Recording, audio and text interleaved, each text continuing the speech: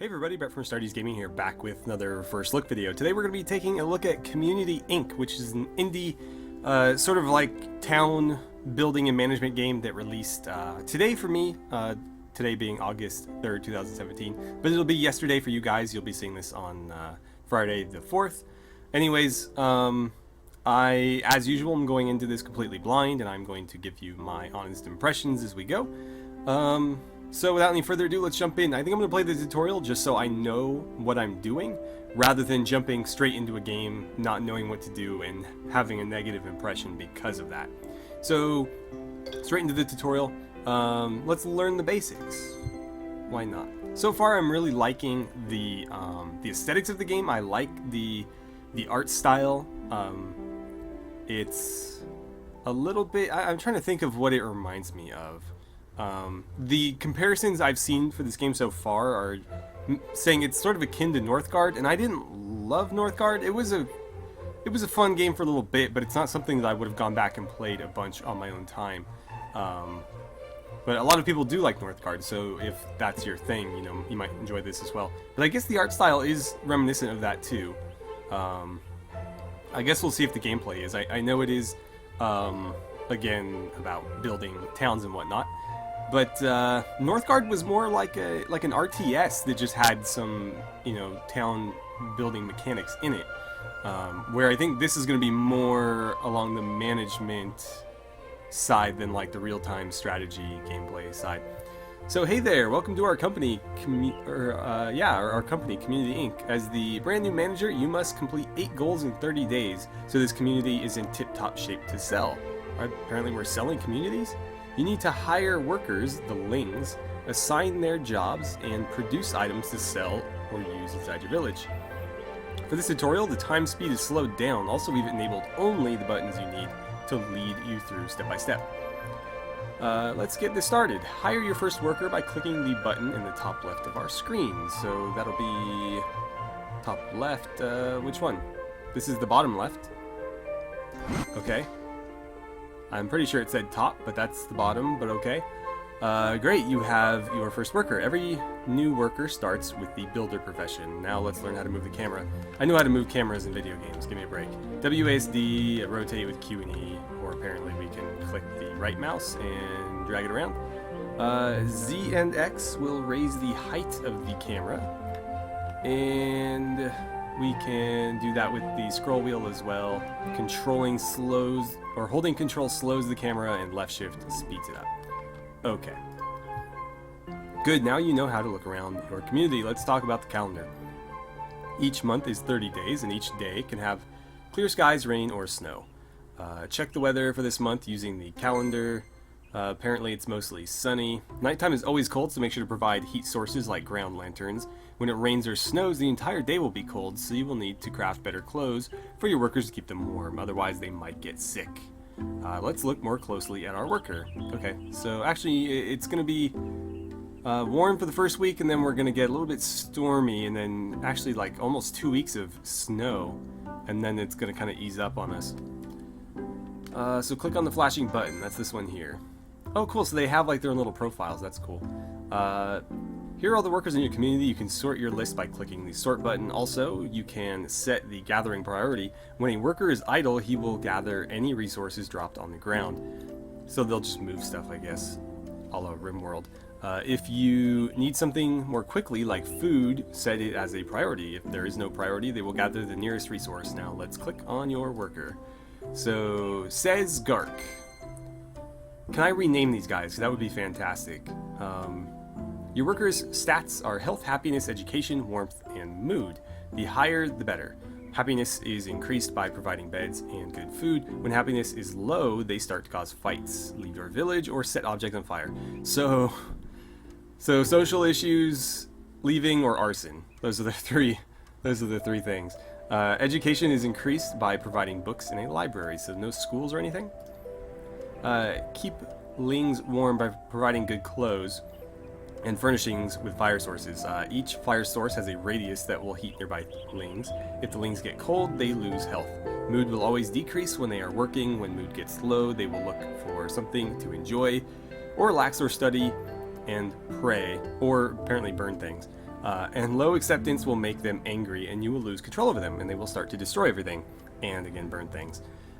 Certain attributes help lings work better, faster, and resist sickness. It can also change how much health and fight power they have. You can see what items your lings have with them and how much money they have. Okay, traits make them unique. Some are born warriors, others are good at other things. There are 12, so make sure you look at the traits when you hire people. Select a new profession.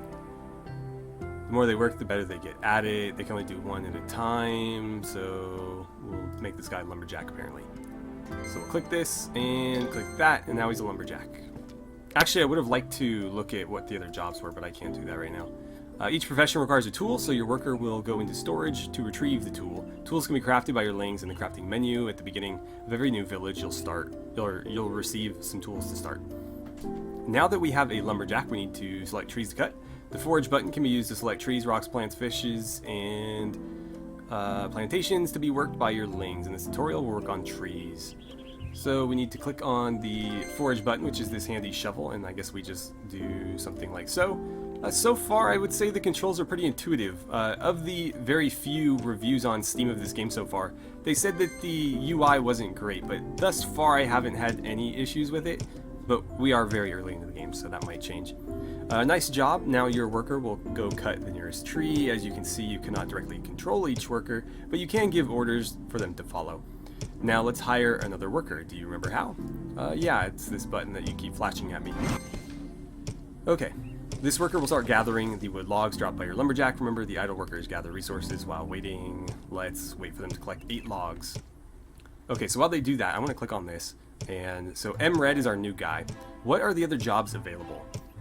So builder, lumberjack, miner, farmer, herbalist, tailor. We also have engineers, carpenters, and these are like level 2, so the jobs do progress, which is pretty cool. So carpenter, sculptor, cooker, or like I think chef would be a better word for that. Physician, trader. And then we have hunters, which become archers, guards, which become knights, blacksmith, which is a level up from sculptor, and fisherman, which apparently don't level up. And so we're just waiting for him to gather stuff. Also, I want to look at what the other things are. So, I don't know if numbers were really necessary here. That's one thing I would probably say. Just like maybe a simpler numbering system, maybe like 1 to 10, or with like color coding, so like a bar sort of like this. I mean, this is to me more intuitive than these numbers, but I guess as like raw percentages, it's not that bad. It's just this is a little bit easier to look at quickly and be like, okay, he's not happy, but he's healthy and he's warm. So raw materials are required to craft items. For example, you'll get wood logs from chopping trees and raw stone from mining rocks. There's also plants and plantations that drop other raw materials. So we're crafting, we need workbenches or workplaces to create items. So let us go ahead and set one up. Let's get rid of that. Can I not get rid of that? So I have to select this, and this is the storage list with the interactive items sorted out for you. Let's select the worker workbench, and I feel like a worker workbench is redundant. Who else is going to work a workbench? Okay, so we can put this pretty much wherever we want. I'm going to slap it down. Actually, how do I rotate things? That's how I rotate the camera. Can I rotate the items? Okay, so it's the comma and period keys. Apparently I can't place them over there. For whatever reason. I can place them on the grass, though. Let's drop it right here. Somebody gonna go do that? I don't have a builder. I guess technically you are a builder, yes. So go get on that. How do the character models look? Oh wow, that's a bit too close. It's difficult to see them. I mean, given the art style, I think they're fine. They're not like any better or worse than the rest of how the game looks. They're a bit cartoony, but that's okay. I mean, you're going to be looking at several. Whoa. I don't like zoom things where they're not fluid. For example, the camera moves fluidly this way on the like X and Z axis, but on the Y axis it's sort of like staggered. I don't like that. Great, now we have a new worker workbench. I'm gonna call every workbench a worker workbench now. This can be used to craft many items. Let's look at the crafting window. Okay, so there are 5 categories. Food, healthcare, crafted goods. I think that's redundant. We are crafting things, obviously. Furnishing and combat. Each item has required components, which will be shown here. Wait, no. So this is the items that we can craft. This is what is required, and this is what we're making. Is it going to tell me what to make? I guess it wants me to make a wooden plate. So we use these for buildings. We need a workbench and wooden logs. Apparently, for every 1 wooden log, we get 4 of those. Okay. And we just need a lumberjack to make that. So how many can I queue up? I'll just queue up a bunch. Great job! You now know how to set professions and craft items. That's the end of the first part of the tutorial. Let's proceed to the tutorial on food production. Okay, so that was pretty short and sweet. So far the game seems pretty simple. And I don't really have any gripes with the UI still. Everything seems fairly intuitive. I mean, it could be prettier, definitely, but it's definitely not like clunky in any way that I can tell. The English localization is not perfect. It does seem like this was developed by somebody who maybe isn't like a 100% native English speaker, because some of the words are a bit off here and there. I don't remember exactly. Oh, the cooker, for example. Like you will never hear anybody call a person a cooker. There are things like pressure cookers, rice cookers, and things like that, but like a person, I've never heard referred to as a cooker in English. So just a few minor things like that. The load times seem a bit long, but I think that's because all of the maps in this game are procedurally generated. I don't know if the tutorial's procedurally generating maps as well. That seems like it might be a bit much, but I know when you're playing in the sandbox mode, they are procedurally generated. Alright, so we're learning how to produce food and buildings. We'll start with a farmer. We can collect raw food to craft meals from plantations, hunting, and animal corrals. Let's do plantations first. First thing we do is we click the apple. That makes sense. It's food. Let's see. You need to have at least 1 unit of that food. So it's like sort of like Minecraft. You have to have a carrot to plant a carrot. So apparently we're doing cabbage. I don't like cabbage, but we're doing it. We cannot plant on this. Apparently we can plant it right here. You know what? Screw it. We're doing it. So you can't plant in the dirt, but you can in the grass. And apparently right in the center of this portal. Now that we have a new plantation, your farmers will work there. Each plantation has 3 phases, and the harvesting happens in the 3rd phase. And I assume that these plants here will reflect those stages. We already have 1 plantation ready to harvest. Look for a corn plant near your cart. Harvesting works the same as selecting trees and rocks. Okay, so we basically just click the shovel, and then we find the corn plant, which is right here, and we say, hey farmer, get your ass over there. And there he goes running in his like cowboy hat. Apparently they do have different outfits for different professions, or maybe he just is a guy that happens to have a cowboy hat. So our farmers will now harvest the plantation. Each one produces 4 units. Once it's harvested, the idle workers will gather it and put it in storage. So next we're going to do animal corrals.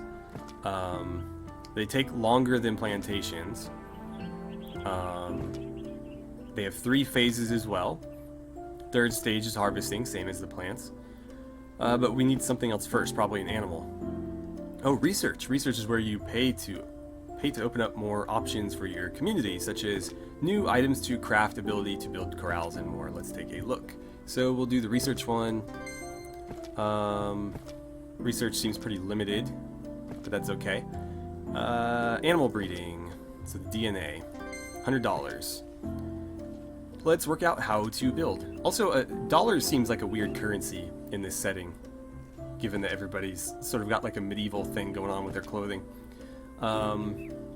So building works differently than objects that you place on the ground like the worker workbench. You can place the buildings at any time, even if you don't have enough resources on hand. Once placed, your workers will retrieve items from storage as soon as they become available and bring them to the building site. So we're going to build an animal corral, which requires stone bricks, wood plates, and fiber plants. Do we have to gather all those things? Animal... oh, there's several. Okay, so we want the chickens one. And apparently it's just a big pen. So where do we want to put this big chicken pen? Where can we put this big chicken pen? Right about here looks good. Alright, so now we can see the materials and items this building needs. So they're hovering over it right here, if you guys can see that. So 3 stone, 8 wood, and 8, whatever that is, hay or thatch or something. If you don't have them, we go forage or craft until we get them, but they sort of work on this as time goes by. So we'll wait for that to be built. Apparently we already have the resources in a cart, we just have to wait for them to transport them. And apparently they do it left to right, so they did the stone first, and then they're going to do the lumber, and then they're going to do this. Can we fast forward? No, we can't. Okay, so I'm going to cut here and I'll come back when they've done this, because you guys don't need to see this play out. Alright, so after fast forwarding through that a bit, we are actually building it now, so you can see them hammering it away. And it actually does sort of build up in front of your eyes. You can actually see it being, you know, constructed, which is cool. It's a nice touch to actually have these animated rather than it just going from a work site to an actual finished product. So our farmers can now work the corrals. We can have 3 cows, 4 pigs, or 6 chickens per corral.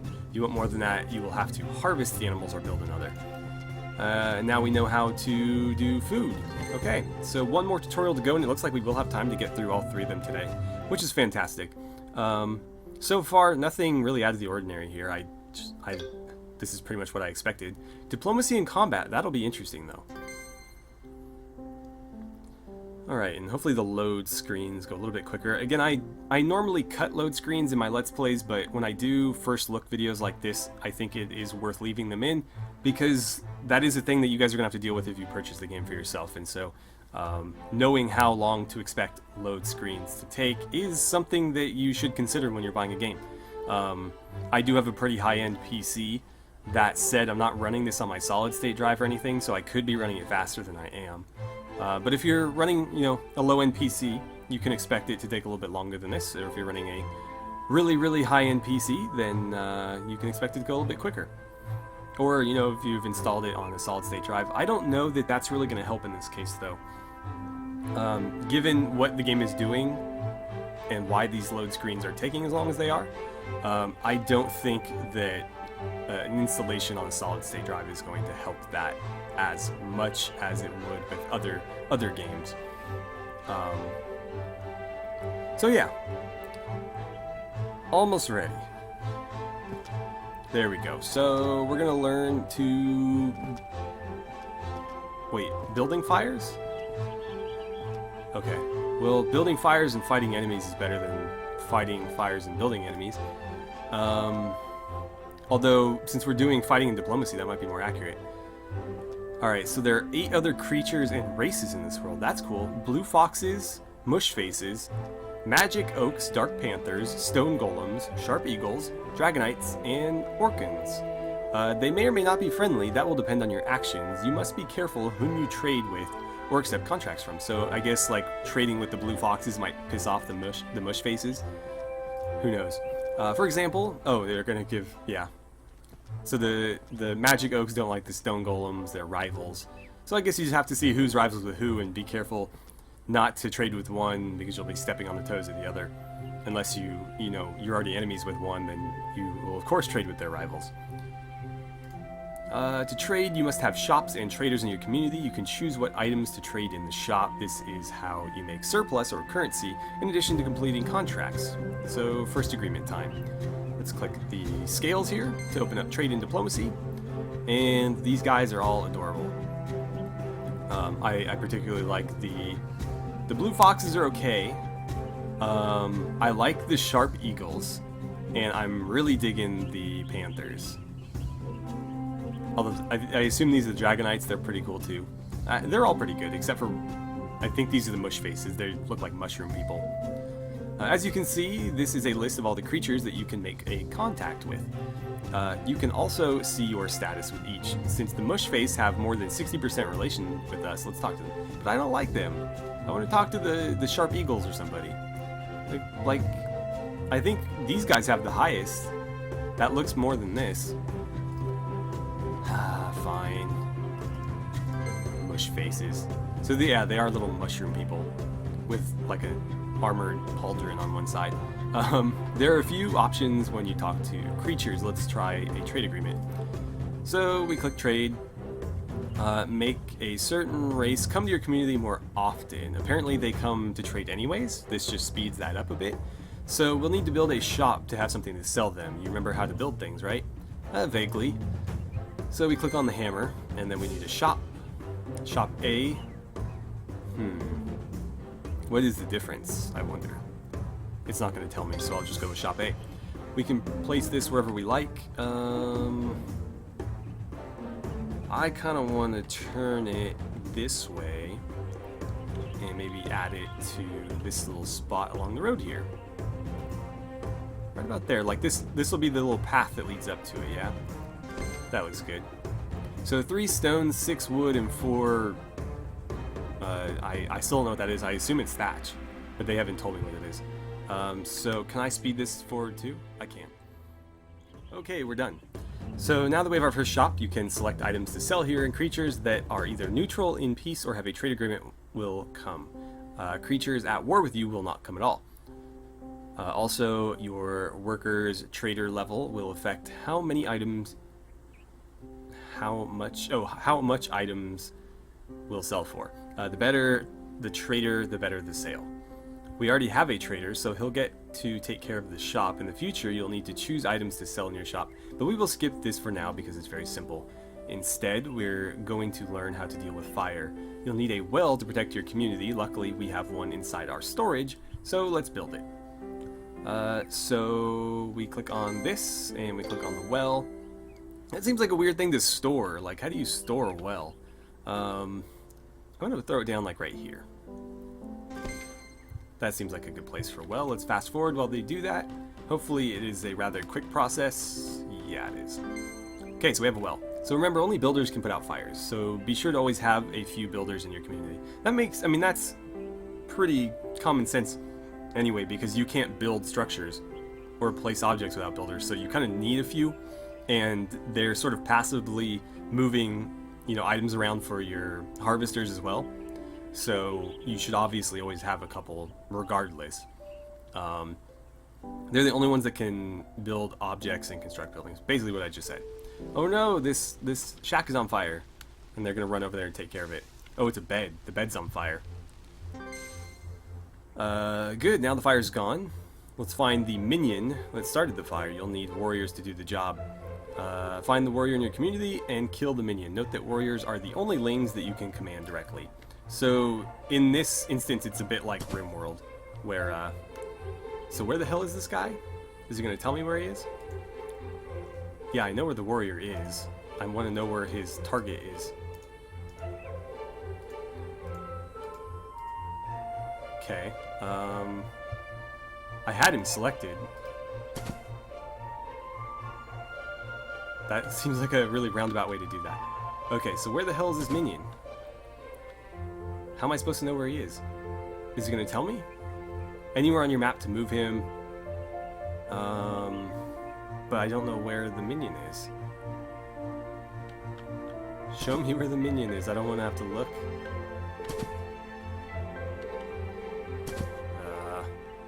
Well, I'm going to click around and see if I can't find him. Alright guys, well, I've run around the map a little bit and I can't seem to find him. It's a small creature, so it's smaller than even one of these guys, and like, good luck finding it in a full-size map like this. But we are out of time for the day, so I'm going to end it here. But so far, I'm enjoying my time with the game. It's pretty much what I expected, although I do like the elements of diplomacy and warfare and stuff that they've added. It'll be interesting to jump into a map with several factions and sort of see how that whole situation plays out. I'm really hoping that you can play as the different, you know, races and stuff, because playing as just the Lings is a bit disappointing. when they have like all these cool fox characters and whatnot. Let's actually leave this quickly. Will it even let me? No, it won't let me do anything until I kill this stupid minion. So, I guess we'll just end it here. But anyways, thank you guys so much for watching. I had a great time playing some Community Inc. with you, and I look forward to seeing you guys back here for the next First Look video.